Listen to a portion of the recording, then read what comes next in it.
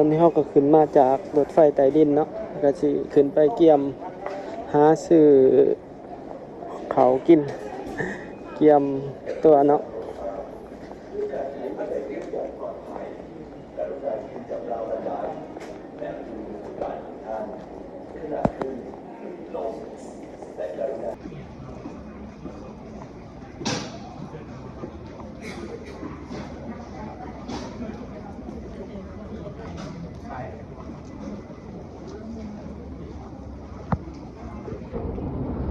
ความใหญ่ความกว้างของสถานี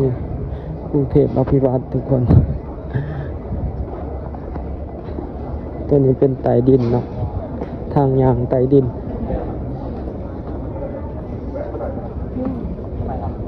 ที่ลึก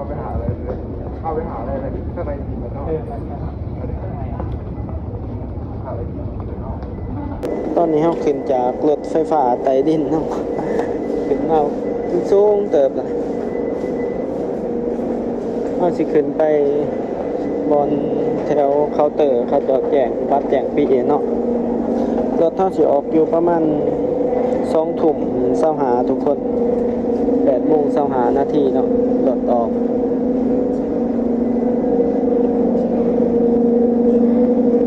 ถือว่าบ่แม่นใช้มากรุงเทพแต่ละเทื่อนี่เวลากลับนี่กลับด้วยรถไฟตลอดเนาะเรามาเบิ่งกะแต่ง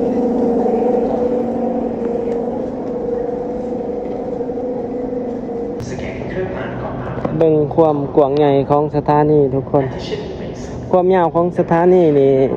เฮาเห็นในข้อมูลคือว่า530 เมตรเนาะ530 เมตร 1 กิโลสำหรับอาคารความยาวพี่ลึกเลย เฮ็ดใหญ่โตขนาดพี่ลึกเนาะเขาจะสร้างเพื่ออนาคตจริงๆแต่ว่าจากข่าวที่เราเห็นนี่เนาะเขาจะมีแผนว่าคือว่าจะใหญ่การขนส่งต่างๆเขามาอยู่นี่เบิดเนาะทั้งรถเมล์รถบัสแบบมาจากมอชิดเฮียงเนาะทุกคนสถานีปี2025ใหญ่ค่าไฟนี่แต่ละเดือนนี่บ่ให้ว่าเลยเนาะความใหญ่ระบบอย่างพี่ลึกมื้อนี้ก็เมื่อยหลายทุกคนก็ไปหลายบ่อนเนาะเวลาน้อยมาเท่านี้ทุกคนก็สิเย็บมาเป็นย่ามทุกคนพาทุกคนมาหลินมาเที่ยวอยู่กรุงเทพเนาะมีเวลาก็มาถือว่าปีนี้ก็เป็นหอบที่2แล้วมาเนาะเดี๋ยวมื้อนี้สิพาทุกคนไปเบิ่งการนั่งรถไฟเนาะเพื่อหลายๆคนที่จะเดินทางเนาะเพื่อเป็นประโยชน์ให้กับหลายๆคนที่จะเดินทางไกลด้วยรถไฟเนาะมื้อนี้ก็สิรีวิวให้ทุกคนเบิ่งเป็นรถไฟสั้น2เนาะราคาเท่าใดก็890 บาทบ่จือประมาณ800-900นี่แหละทุกคนซึ่งว่าเขาจองไว้โดนเติมเนาะเชื่อนี่ก็ถือว่าเขานั่งเครื่องมาเนาะ นั่งเครื่องจากอุดรก็ถือว่าเป็นครั้งแรกของการ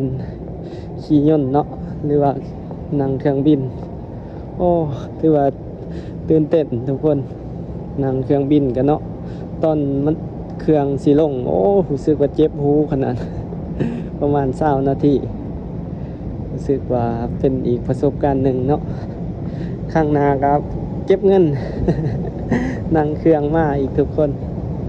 ขึ้นยูดอนเนาะสบายเดี๋ยวไปเบิ่งการรีวิวรถไฟนำกันเด้อทุกคน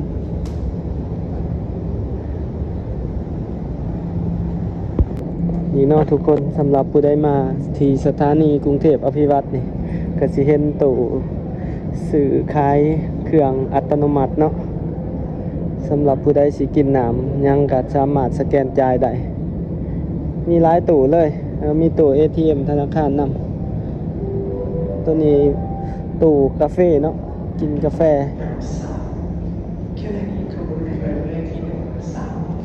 ตัวนั้นเคาน์เตอร์ขายปีขายบัตรเนาะสำหรับผู้ใดที่เดินทางไกลเนาะมากก็สิมาเห็นสถานีนี่ทุกคนเป็นสถานีที่ว่าใหญ่ที่สุดในอาเซียนเนาะจากข้อมูลเฮาที่เฮาได้ฮู้กระบอนนั่งถือว่าเพิ่นยังอนุรักษ์กันแบบเก่าเนาะถึงสิมีความทันสมัยส่ำใดเพิ่นก็ยังอนุรักษ์สัญลักษณ์ของรถไฟไทยเนาะเป็นตังใหม่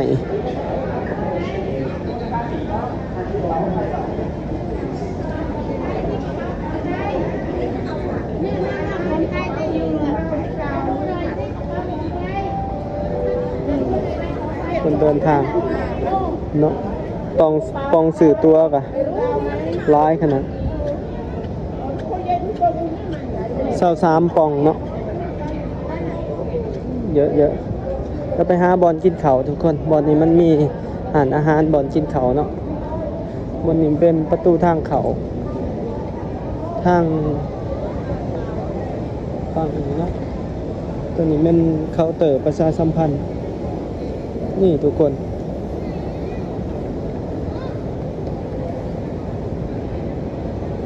นี่เป็นแผนที่ของสถานี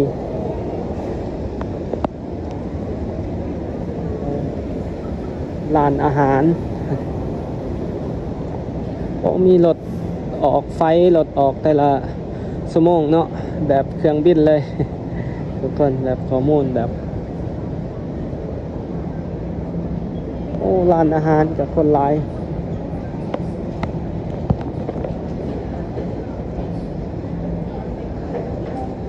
เริ่มมีสีสันเนาะเริ่มหลายอย่างเข้ามาเนาะแต่ก่อนยังบ่ทันมีร้านอาหารเนาะเดี๋ยวนี้มีละ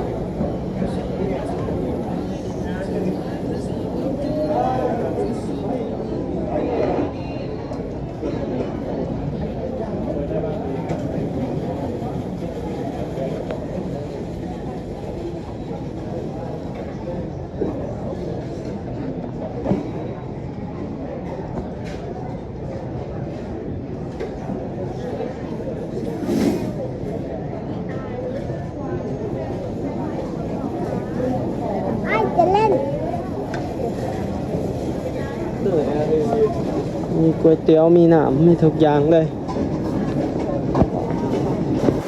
เดี๋ยวหาของกินก่อนทุกคน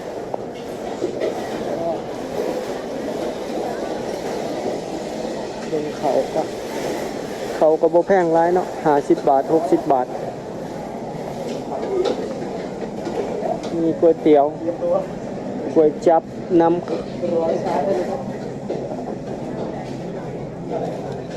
เขา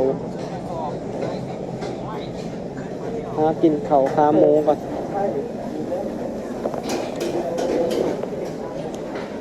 ได้ว่ามีเขาขาหมู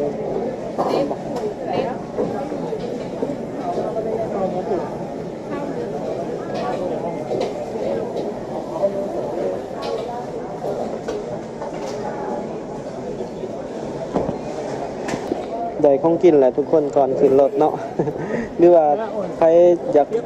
สั่งในรถก็มีเนาะก็มีเมนูอีกเจ้าข้าวเนื้อตุ๋นข้าวเนื้อตุ๋นวันนี้กับพี่เมฆมาส่ง เจอกันตลอดทุกครั้งที่มากรุงเทพ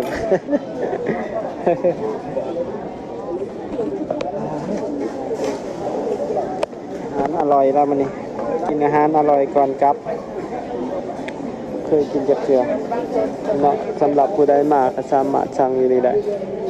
สบายนี่นอนทุกคนบอนที่ลอกขึ้นรถผู้ใดที่จะเดินทางไปหนองคายเนาะรถไฟทางไกลหรือว่าจะเดินไปทางไปเชียงใหม่จะรอถ่ายอยู่โซน B นี่เนาะเชียงใหม่เนาะจะสแตนบายขึ้นรถก่อน2 ทุ่ม5 นาทีแต่ว่าน้องคาย2 ทุ่ม 25เนาะ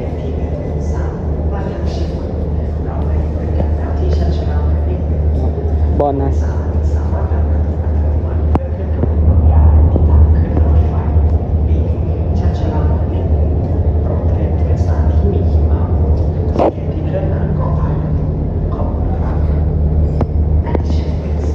บอลจุดรถถากับมีอันนั้นเนาะทุกคนมีบอลชาร์จโทรศัพท์สำหรับผู้ใดที่อยากมาชาร์จโทรศัพท์ถา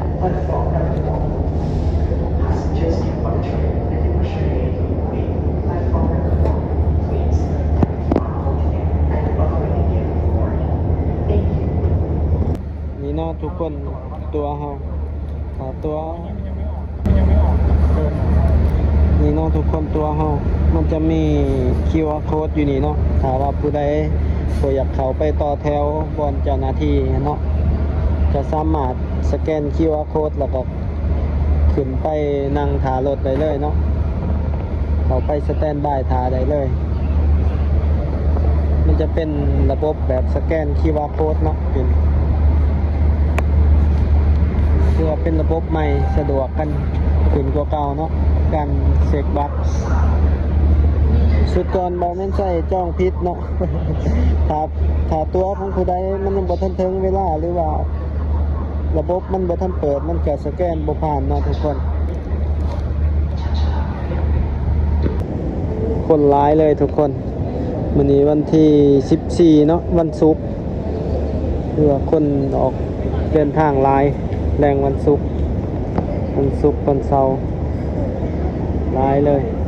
เดี๋ยวไปเจอกันที่รถไฟทุกคนเดี๋ยวสิพาเบิ่งรถไฟสัน2เป็นรถไฟเตียงนอน VIP เนาะเดินทางไปจากกรุงเทพอภิวัตรไปหนองคายทุกคนซึ่งว่ามันจะมีทั้งรถไฟเวียงจันทน์เนาะแต่ว่าบ่แม่นใช่เลือกที่จะนั่งรถไฟของไทยเนาะจะเป็นการเดินทางหอดน้องค่ายมันจะเป็นขบวนต่างกันกับรถไฟเวียงจันทน์เนาะเดี๋ยวเจอกันที่รถไฟทุกคนนี่เนาะทุกคนเขาเจ้าก็สิเอาตัวมาสแกน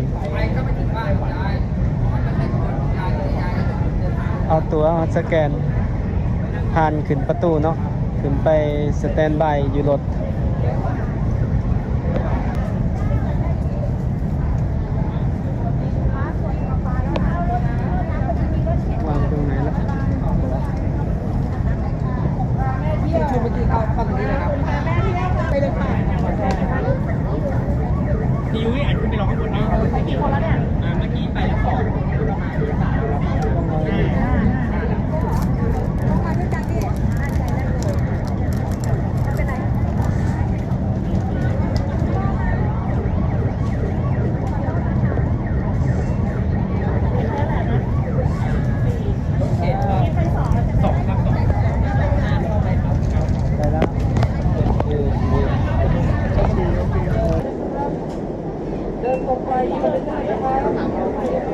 สแกนแล้วก็มันขึ้น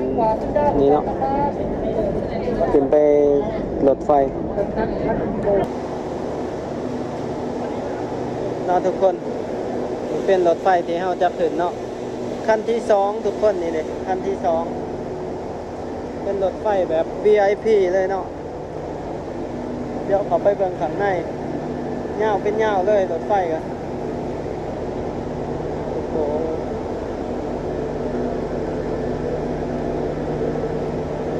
คันที่ห้องขึ้นคันที่2เตียง20หรือว่าเตียง20เนาะสันลุมสันที่1น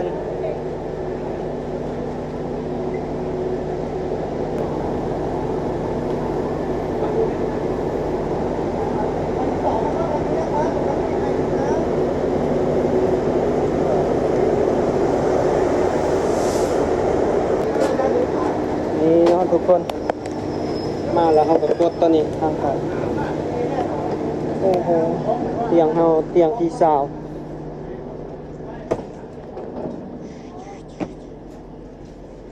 เตียงที่20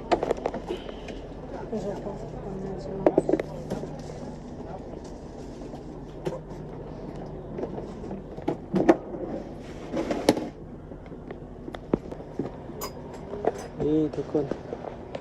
ข้างในรถไฟเนาะ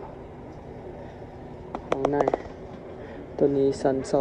2แต่ว่าของเฮาแม่นเตียง20เตียง20เนาะมาเพิ่นก็สิมีผ้าห่มให้แบบสะอาดเลยแบบจีกศพเลยแล้วก็มีน้ำขวดหนึงนี่วันนี้ก็สามารถเป็นโต๊ะนั่งได้เป็นโต๊ะ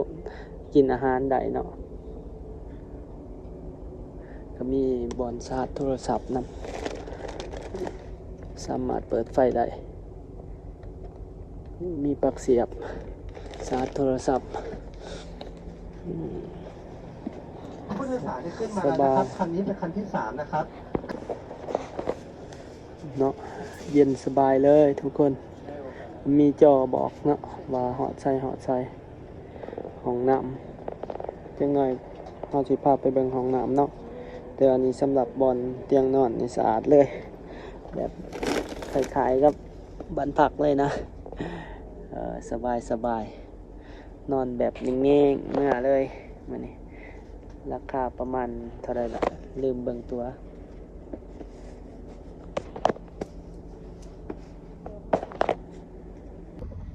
ราคา994 บาทเนาะราคา994 บาทตัว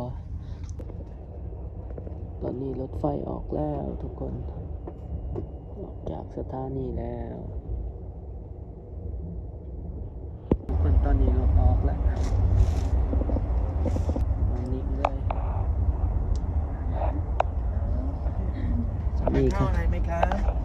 โอ้รู้สึกจะมาเคยเห็นหน้ามากินอะไรดีไหม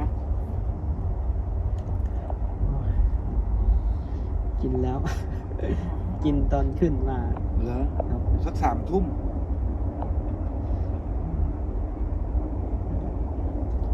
กินแล้ว ไม่เอานะ ไม่เอา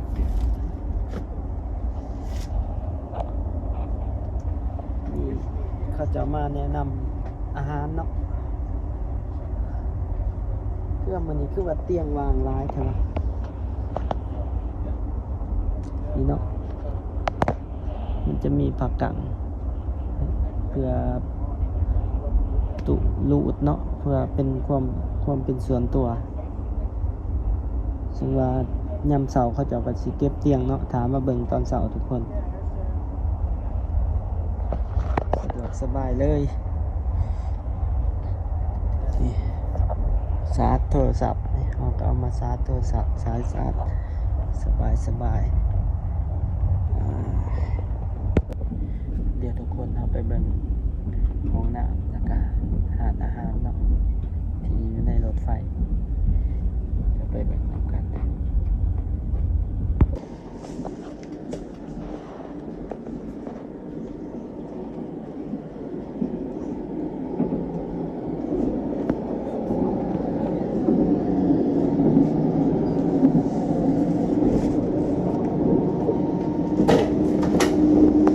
เป็นห้องน้ำ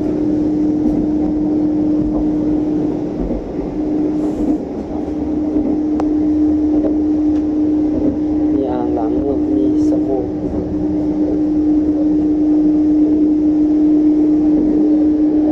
ยังมีคนเขาเนาะ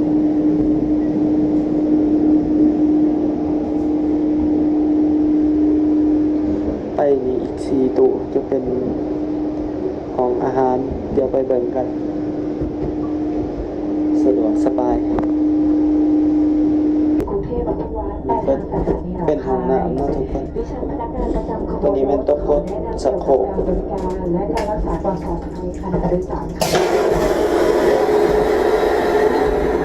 ตอนท้ายของผู้โดยสารหรือใกล้กับเตียงเบอร์40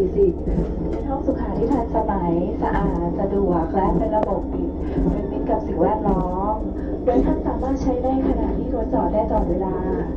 และในห้องสุขาจะมีปุ่มสีเขียว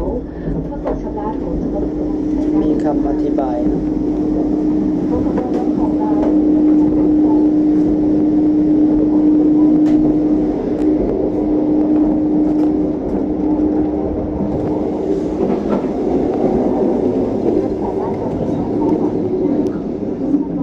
ไปเบิ่งห้องอาหารกันทุกคน นี่ทุกคนทางมาห้องอาหารทางนี้ก็มีห้องน้ำเลยเนาะ VIP เลยคือว่าระบบรถไฟนี่ให้มานี่ก็เป็นอันนั้นนะ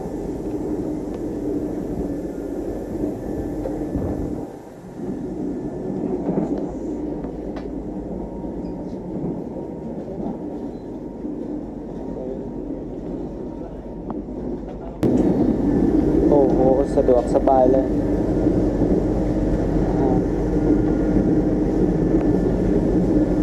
แต่เฮาก็บ่ได้สั่งเนาะพาทุกคนมาเบิ่งซื่อๆมีอาหารสามารถนั่งกินได้ภายในก็สบายเลยเดี๋ยวกลับไปห้องเฮาวันนี้รีวิวให้เบิ่งนะเนาะทุกคนตอนนี้ก็5 โมงครึ่งแล้วนอนหลับเพลินเลยเมื่อคืนนี้หลับสบายเกิน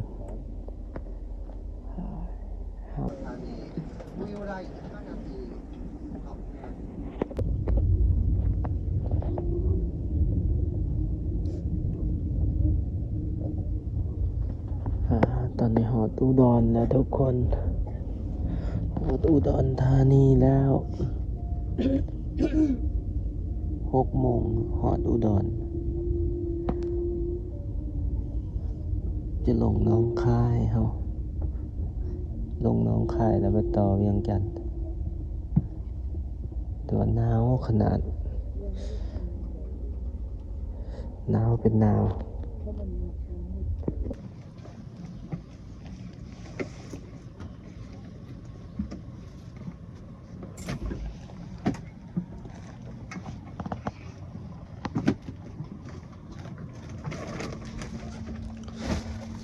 เป็นเก็บแล้วเนาะ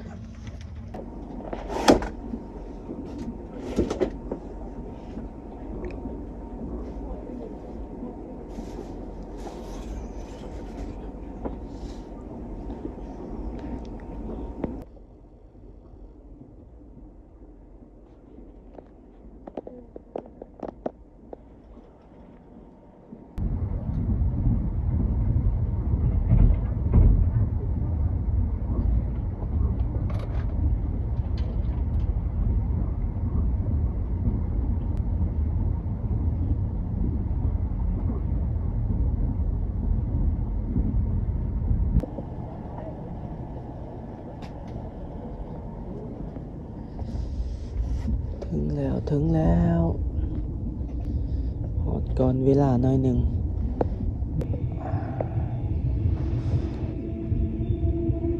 หอดน้องค่ายแล้วทุกคนถือว่ารถกรุงเทพน้องค่ายนี่จะหอดก่อนรถกรุงเทพเวียงจันทน์เนาะแล้วก็เป็นรถที่ว่ามีความหรูหรากว่าทุกคนเดี๋ยวเราก็สิลงไปถ่ารถต่อเวียงจันทน์เนาะ